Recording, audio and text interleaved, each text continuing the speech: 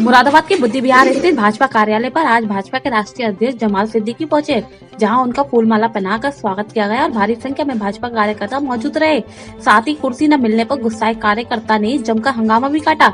तो वहीं सभा में उपस्थित भाजपा के कार्यकर्ता बिना मास्क और सोशल डिस्टेंसिंग की धज्जियां उड़ाते हुए साफ नजर आए। उत्तर प्रदेश के जनपद मुरादाबाद में भाजपा राष्ट्रीय अध्यक्ष जमाल सिद्दीकी भाजपा कार्यालय पर आए, जिनका पार्टी के कार्यकर्ताओं के द्वारा जोरदार स्वागत किया गया। तो वहीं फूलमाला पहनाकर शॉल उड़ाकर स्वागत किया गया। तो वहीं जमाल सिद्दीकी के द्वारा बताया गया कि राष्ट्रीय अध्यक्ष बनने के बाद पहली बार मेरा दौरा हुआ है और आज मुरादाबाद में कार्यकर्ताओं के साथ संवाद करने आया हूं और मेरी 3 प्राथमिकता है। पहली, जो कार्यकर्ता है वे चुनाव की राजनीति में आए। दूसरा, सरकारी योजनाओं को जन जन तक पहुंचाया जाए। तो वहीं भारतीय जनता पार्टी मुसलमानों के साथ है और सीएए पर मुस्लिमों ने विरोध किया था, लेकिन बाद में मुस्लिमों को पता चला कि कांग्रेस ने हमें ठगा है। और किसान भाइयों से कहूंगा कि आपको भी ठगा जा रहा है और ये बिल आपके लिए बनाया गया है और आप इसका सम्मान कीजिए और किसी की बातों में नहीं आए। तो वहीं दूसरी ओर कुर्सी न मिलने पर भाजपा के कार्यकर्ता भड़क गया और उसने न आव देखा न ताव भरी सभा में जमकर बरस गया और खूब हंगामा काटा। आज सभा में भारी संख्या में भाजपा के कार्यकर्ता मौजूद रहे, लेकिन भाजपा के कार्यकर्ता मास्क लगाना भूल गए और सोशल डिस्टेंसिंग को ताक पर रखकर जमकर धज्जियां उड़ाई गई। आइए आपको दिखाते हैं मुरादाबाद से बीजेपी कार्यकर्ता का हाई वोल्टेज ड्रामा।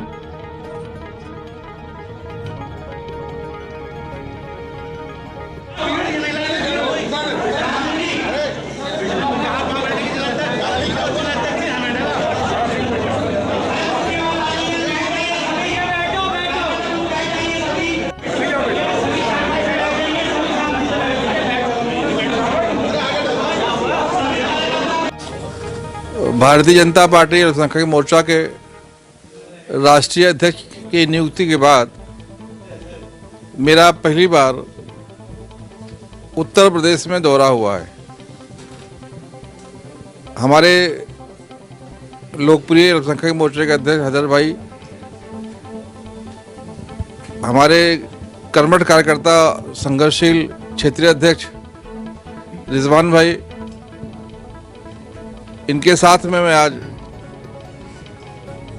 मुरादाबाद के शहर में, ऐतिहासिक शहर में, जो हमारे जिला की टीम है, जो हमारी मंडल की टीम है, जो हमारे बूथ के कार्यकर्ता है, उनसे संवाद करने के लिए, उनसे बातचीत करने के लिए आया हूं। राष्ट्रीय अध्यक्ष बनने के बाद मेरी 3 प्राथमिकताएं हैं। पहली ये कि जो मेरा कार्यकर्ता है वो अब चुनाव की राजनीति में आए। मैंने देखा है कि भारतीय जनता पार्टी में लोग इल्ज़ाम लगाते हैं कि कार्यकर्ताओं को टिकट नहीं मिलता, लेकिन मेरा जो अनुभव रहा महाराष्ट्र का, मैं महाराष्ट्र में जब अध्यक्ष था तो मैंने देखा कि हमारे पास सक्षम कार्यकर्ता ही नहीं जिसको हम टिकट दें। ऐसे सक्षम कार्यकर्ता बनाने के लिए जिस प्रकार से मैंने महाराष्ट्र में काम किया और वहाँ पर लगभग 150 जो पार्षद की सीटें हैं अलग अलग शहरों में, वहाँ जीत कराए हमने। 500 से ऊपर लोगों को टिकट दिए। वो प्रयोग मैं पूरे देश में करना चाहता हूँ। कार्यकर्ताओं का प्रशिक्षण, उनका मार्गदर्शन, उनकी हौसला अफजाई, किस प्रकार से चुनाव जाना है, इस कार्यक्रम को मैं आगे बढ़ाऊंगा। मैं देश भर में कितने ऐसी सीटें हैं जहां अल्पसंख्यक बहुल हमारे भाई रहते हैं, जहां से हम तैयारी कर सकते हैं। जो सीटें हम नहीं लड़ पाते हैं भारतीय जनता पार्टी में, जो बूथ हमारे कमज़ोर हैं, मैं विशेष रूप से उस पर काम करने की कोशिश करूंगा।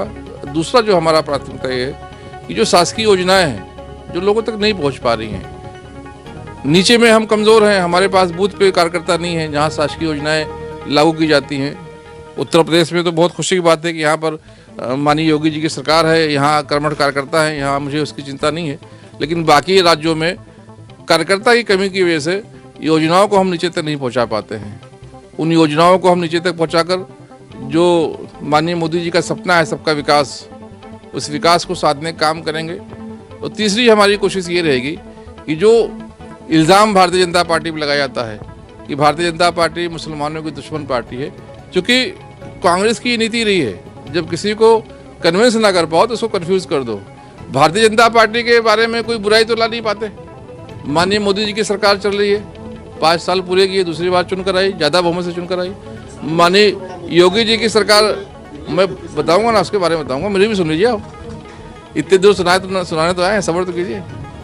जो योगी जी की सरकार चल रही है, सक्षम रूप से किसी भी प्रकार से कोई इल्ज़ाम नहीं लगा पा रहे, एक पैसे का भ्रष्टाचार नहीं, करप्शन नहीं है, कोई दाग नहीं है, तो वो कंफ्यूज करने का काम करते हैं। कंफ्यूज करने के लिए सबसे अच्छा तरीका है उसको धर्म से ट्विस्ट कर दो, उसको जो है मुस्लिम विरोधी बता दो, जिससे जो अल्पसंख्यक है, जिसको डरा कर धमका कर, जिसको वोट बैंक के रूप में इस्तेमाल किया उन्होंने, वो हमेशा उनके साथ रहे। इसलिए भारतीय जनता पार्टी को दुश्मन बताकर उससे डराने जो काम कर रहे, इससे भी हमें कार्यकर्ताओं को भारतीय जनता पार्टी क्या है परिचय कराने का काम है। मैं आपके माध्यम से कहना चाहूँगा कि भारतीय जनता पार्टी अगर दुश्मन होती तो भारतीय जनता पार्टी जब स्थापना हुई तो उसके संस्थापकों में कौन थे? अटल जी के साथ अगर अडवाणी जी थे, मुरली मनोहर जोशी जी थे, तो तीसरे जो सबसे बड़े नेता थे, जो महामंत्री बने, संस्थापक महामंत्री, वो थे सिकंदर बख्श साहब, जो मुसलमानों के सबसे बड़े नेता थे। अगर भारतीय जनता पार्टी मुसलमानों के खिलाफ बनाई गई होती तो आप मुझे बताइए किसी मुसलमान को रखा जाता उसमें? अगर भारतीय जनता पार्टी मुसलमानों के खिलाफ होती तो क्या अल्पसंख्यक मोर्चा बनाकर हमें मजबूत किया जाता? क्या अगर भारतीय जनता पार्टी मुसलमानों के खिलाफ होती तो आज जमाल सिद्दीकी जैसे कार्यकर्ता को राष्ट्रीय अध्यक्ष बनाकर देश भर में मुस्लिम वर्ग के लोग, अल्पसंख्यक वर्ग के लोग, इनको जोड़ने के लिए प्रयास किया जाता? ये सिर्फ अफवाह है, झूठ है। ये मुसलमान अल्पसंख्यक तरक्की ना कर पाए, भारतीय जनता पार्टी से आकर वो उसका भी उत्थान ना हो जाए, हमारा वोट बैंक खत्म ना हो जाए, इसके लिए हमें जो गुमराह किया जा रहा है, इसके लिए भी मैं कार्यकर्ताओं को सचेत करने के लिए काम करूंगा। मुझे लगता है कि जो आर्थिक पिछड़ापन है मुसलमानों का, वो माननीय योगी जी की सरकार दूर कर रही है, बड़े पैमाने दूर कर रही है। जो शैक्षणिक पिछड़ापन है उसको भी दूर करने का काम किया जा रहा है अलग अलग योजनाओं से।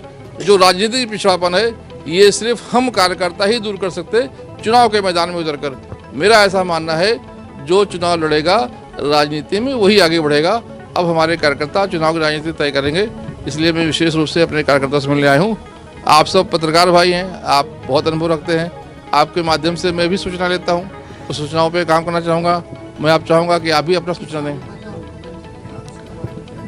मेरा ऐसा मानना है कि जिस प्रकार से मुसलमानों को सीए के खिलाफ बताकर, भड़काकर सड़क पर उतारा गया था, उन्होंने बहुत संघर्ष किया और नतीजा क्या निकला? जब गौर किया मुसलमान भाइयों ने बैठकर तो उनको लगा कि ये तो हमारे साथ ठगी हुई है, कांग्रेस ने हमारा उपयोग कर लिया। मैं तो हमारे किसान भाइयों से ही निवेदन करूंगा, आपका भी उपयोग किया जा रहा है, कम से कम उसको लागू तो होने दीजिए। कोई भी सरकार परमानेंट नहीं होती।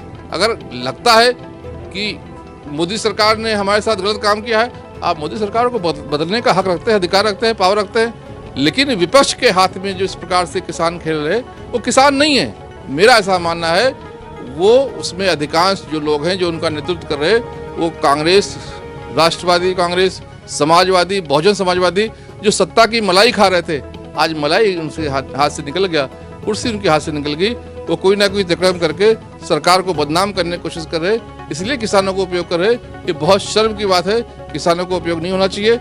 मैं किसान भाइयों से निवेदन करूंगा कि ये बिल आपके लिए बनाया गया है, आपके लिए फायदे के लिए बनाया गया है। विश्वास सरकार पर कीजिए, संवाद सरकार से आके कीजिए।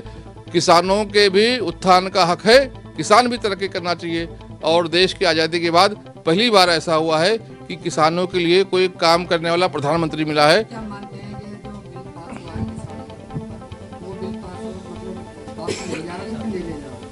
मेरे ख्याल से किसानों की तरक्की इसी बिल में है, किसान इसी मार्ग से आगे बढ़ेगा। इसको वापस लेकर किसान का नुकसान क्यों किया जाए?